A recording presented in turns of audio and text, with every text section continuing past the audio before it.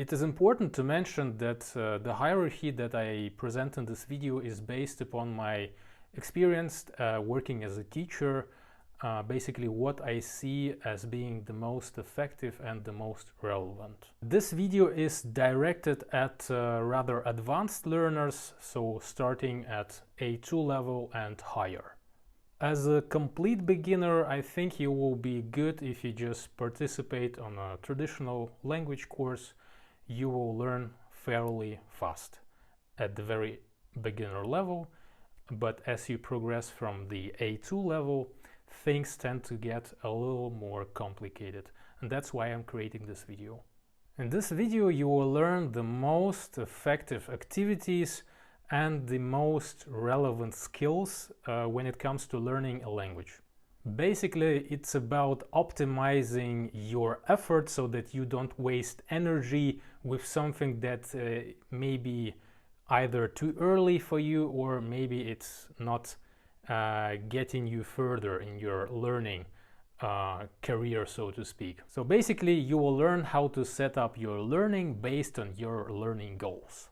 I will start this tier with the activities that I view as being the most effective at the beginning, and then I will progress to the ones that are also effective, but they are more relevant for the advanced learners. So as a beginner you probably should not think about these things as much, but as you progress, these things become more and more important. But first, let me refer to a very important concept that we in language didactics refer to as so-called language bath. It's very simple. It basically means that you immerse yourself into language by coming into contact with it as much as you can. The more contact you have with the language, the faster you will learn. Thus, in any case, this factor will come to the very top of my tier list today, because it's the most relevant factor. Come into contact with the language. So how do you come into contact with the language? There are 4 major activities that you can do: reading, listening, speaking, and writing. But anyway, where do we start as complete beginners? And how do we progress as advanced learners? As I already mentioned, the answer to this question will depend on your level as well as your learning goals at the particular moment. So let's find out the answer to this question. So if you follow this channel, by now you probably know that it's not enough to just do grammar exercises. We also can't just read text and expect to be able to have very advanced conversation in the target language. But just speaking is also not the answer. Well, sort of. If done right, listening and speaking are the most effective activities for the language acquisition. And if you think about it, that's also the most natural way to learn a language.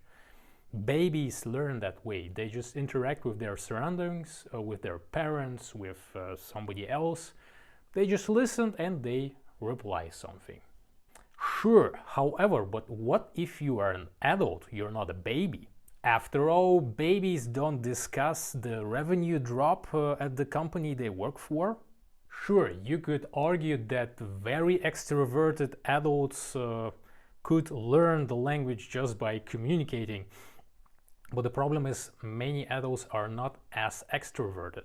By the way, these adults also tend to not overcomplicate what they're saying, so they tend to downgrade their speech. So they have, for example, they would say something like, "I want this. Do you like this? Please give me that." They will not say something like, "Well, I think the revenue drop is basically due to the significant whatever," right? So they will keep it simple. And that's also quite important, to just keep your speech as simple as possible if you are a beginner. Thus, we can sort of sum up, yes, speaking is probably the top activity when you want to learn a language, and that should be a priority, especially if you are a complete beginner. And in combination with that, I would also like to include this downgrading aspect. Downgrade your language. Don't speak in a complicated way. Imagine you being a baby that is just speaking very simply. Nonetheless, learning purely through speaking is not for everyone. As I already mentioned, most adults are not that talkative. Additionally, they might be very busy and just don't have the time to speak to anybody in the language that they're trying to learn. And you also have to consider that there is this social barrier, that you don't want to bother other people maybe, which may or may not be a self-manifested limitation, but nonetheless this phenomenon exists. We don't want to bother people, or we feel like we don't want to bother people, so we tend to avoid speaking at the very low level. But okay, let's imagine you're either extremely extroverted, so speaking to others is like no problem for you, you do it all the time, or maybe you're so lucky that your partner, say your wife, your husband, whatever, is speaking the target language, so you practice a lot. Even in this case, you will not necessarily reach the result that you desire by only speaking. Well, you will surely develop a decent level of fluency. That is a given. But what is also a given is the fact that you will inevitably make a lot of grammatical mistakes. Another factor is that your vocabulary will be limited, to say the least. You will also not be as eloquent as you would like to be. On the other hand, some people might not be bothered by these things. They will be just happy speaking, and that's enough for them. But if you are someone who would like to speak correctly, with better vocabulary, then you have to do something else. Also, we have to factor in that not everybody is as extroverted as I already mentioned, so you will have to do something else besides speaking in most cases. So the next thing that I definitely would like to recommend you is reading. The major advantage that reading gives you is the fact that you can see how the native speakers use the language. This will expand your arsenal of vocabulary, and you will also learn new patterns of using this language. Of course, your comprehension will improve significantly. Besides, reading is quite fun, so it is an activity that is rather, I would say, not as high on the effort scale, because you can basically do it in very many places when you're waiting for someone or something. For example, maybe you're waiting for a plane, for the train, or maybe you're just actually someone who really enjoys reading, so it will be like the perfect thing for you. Just grab a book and enjoy your evening.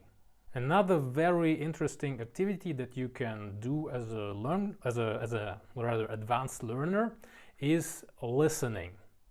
Listening offers some major cons, but also some major pros when compared to reading.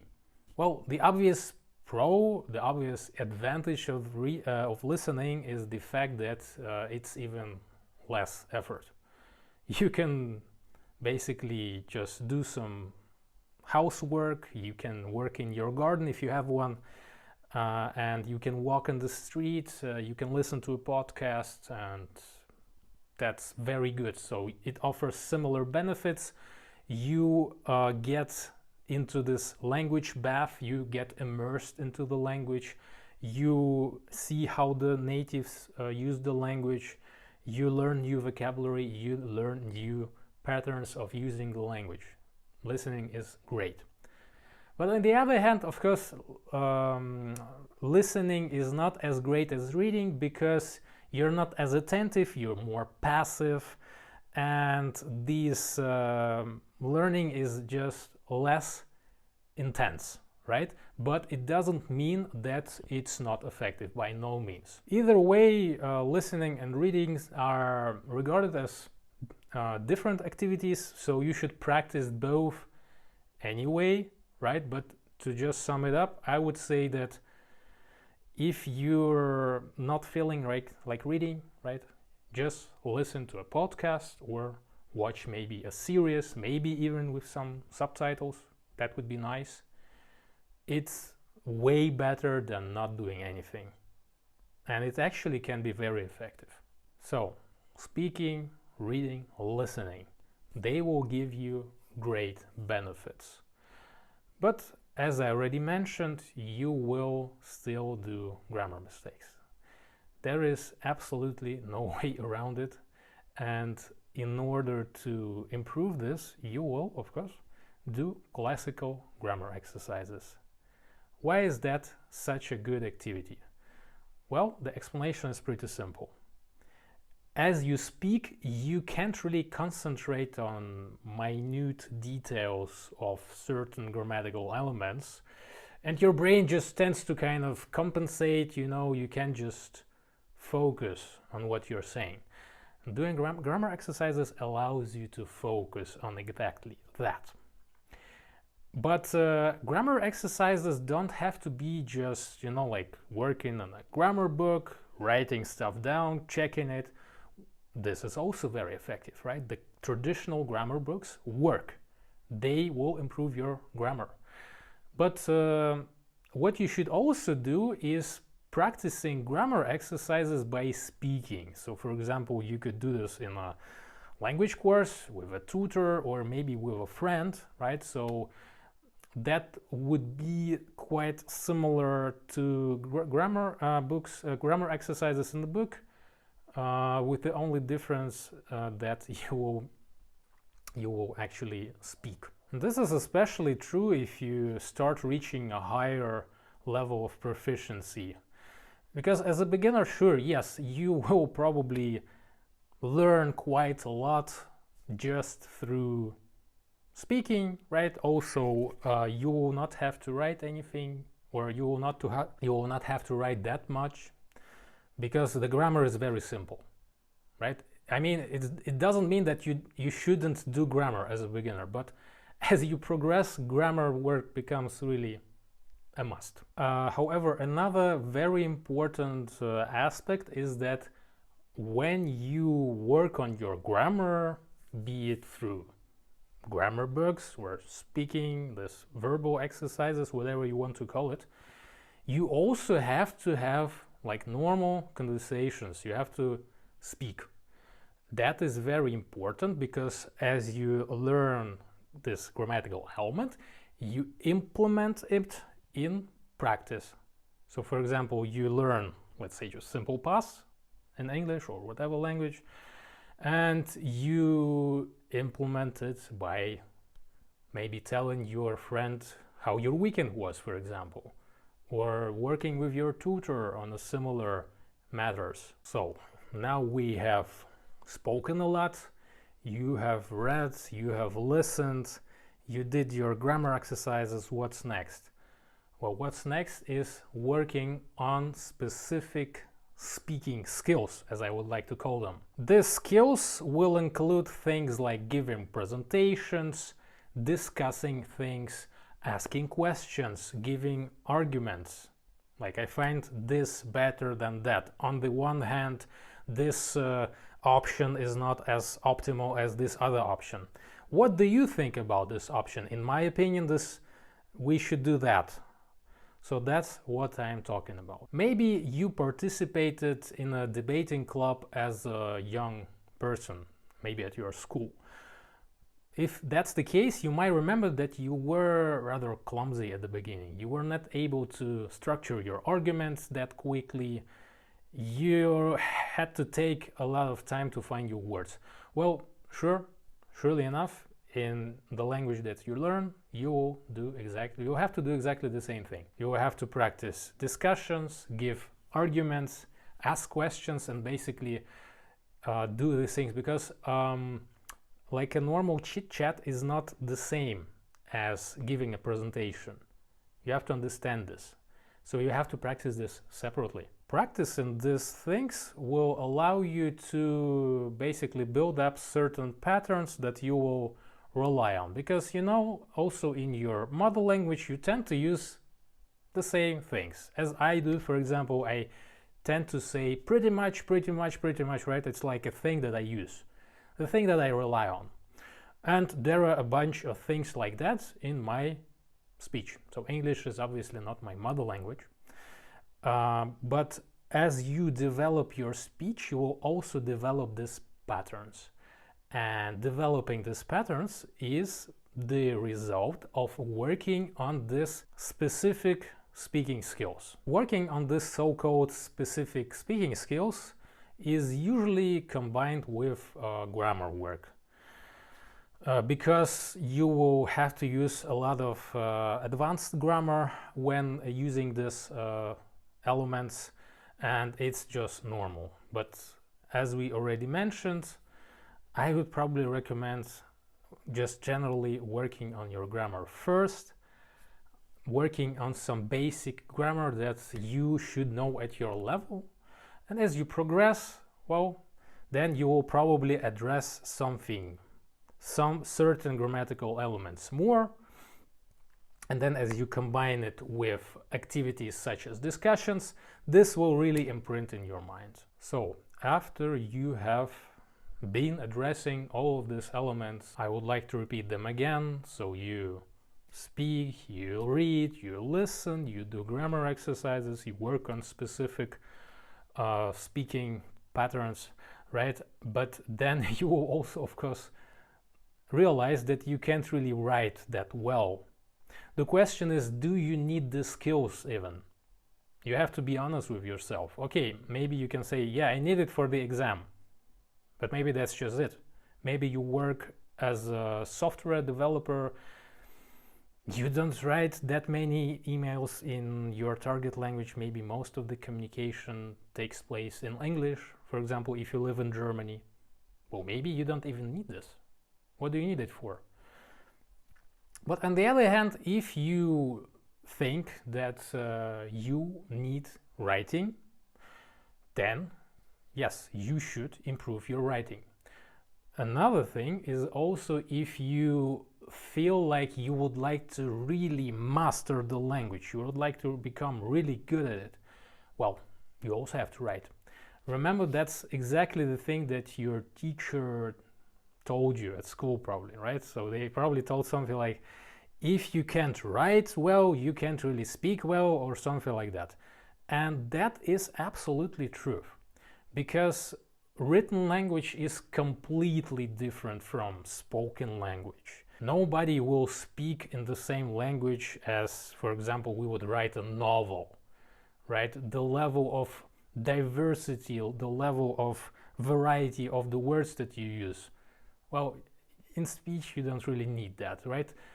If I remember correctly, in order to basically speak in most situations, you probably need something like 3,000 words maybe. So it's not that much.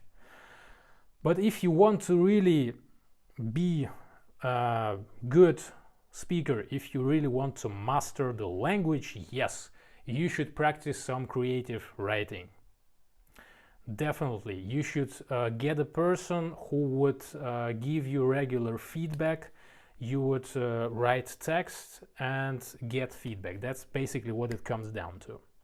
But of course, I mean, if you just want to learn writing for the exam, exactly the same thing. You always need someone who will give you feedback, who will correct your text, point out all the mistakes, explain them, right? And then you just write. You just write emails, 10, 20, 30 emails, 100 emails. So once again, you just imprint these patterns, and then it becomes like something you don't even have to think about. It just comes naturally. It becomes automatized. You just do it automatically. You don't think about writing. You just write, and then it's the same as speaking. But as I mentioned, you definitely need someone who will give you feedback. there is no way around it. Someone who gives you feedback and also practice until it becomes second nature to you. Of course, most likely you will do all of these activities to a degree. You will write, you will listen, you will speak, you will read, right? But on the other hand, some of the activities learners tend to neglect. And the one that they neglect the most is, of course, writing. Writing will be neglected the most by most learners. But for example, if you want to work as a nurse in Germany, yes, you have to practice writing, because you have to, of course, pass your B2 exam, but also you will need to be able to write for your Ausbildung, right, for your professional training, because you will have to write documentations. And also you will have to most likely use it in your job as well. But say, okay, you don't need this, all right, no writing. The reading is also very often neglected, but as I already mentioned, reading gives you immense benefits. Your vocabulary will skyrocket. Your comprehension will improve significantly, because when you just speak, when you do this, okay, just exercises, grammar, you don't really see how people use the language. Reading really brings you to another level. So for example, if you want to get from A2 to a solid B1 or B2 level, read, listen. If you want to get to this really strong C1 level and higher, you will have to write. I'm sorry, but C1 is an academic level of proficiency. So academic level means that you have to master written language. So why am I even talking about these things? Don't we read, write, and just general language courses? Sure, we do. But the point of this video was to just explain to you that if you get stuck at A2, for example, you most likely should focus on reading, to be honest. Reading, right? Probably you should do some grammar as well, some writing, right, for this, for the exam, for the B2 exam, B1 exam, but it will not be that much, to be honest. But reading will give you the most benefits, of course, combined with the speaking element. These elements, they have to kind of be present all of the time. Speaking flows into reading, listening, grammar, you have to bring it all together. And then, of course, many people get stuck at the B2 level. They don't really progress. They just might learn a few new words. Maybe their comprehension improves significantly, right? But they will just get stuck at this so-so level. So for that, please write. Finally, please realize that learning will take time, regardless of your level. Sure, if you're a complete beginner, yes, learning progress will go very fast. You will get from A1 to B2, you can get pretty fast. From A2 to B1, it slows down already, right? Because you will also notice that people will start reading or it is intended that you start reading in the language courses around A2. And as you reach B2, discussing gets very important. You will discuss really a lot. So yes, that's the time to focus on your discussion skills. And as you get to the B2 level, well, then things really slow down.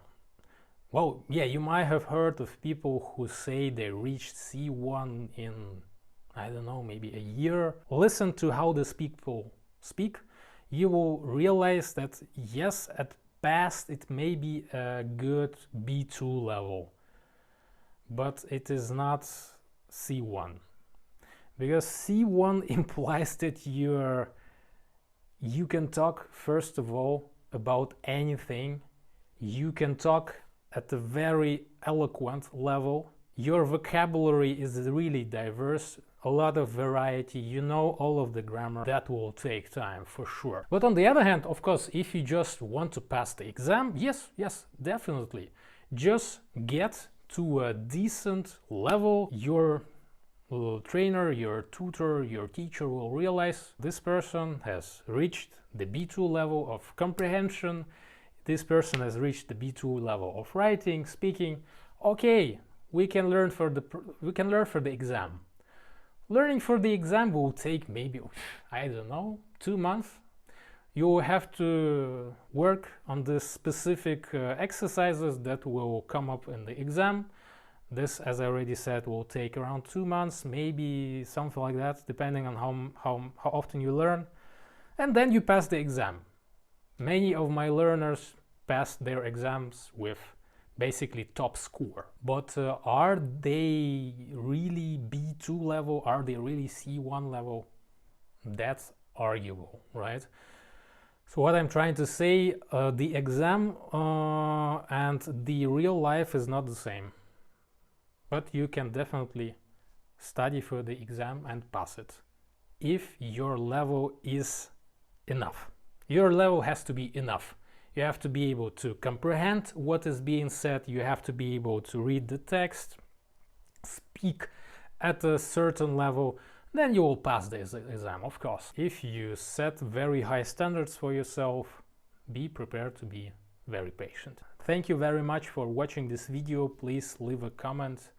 And until the next time, I wish you a very good day, good week, and goodbye.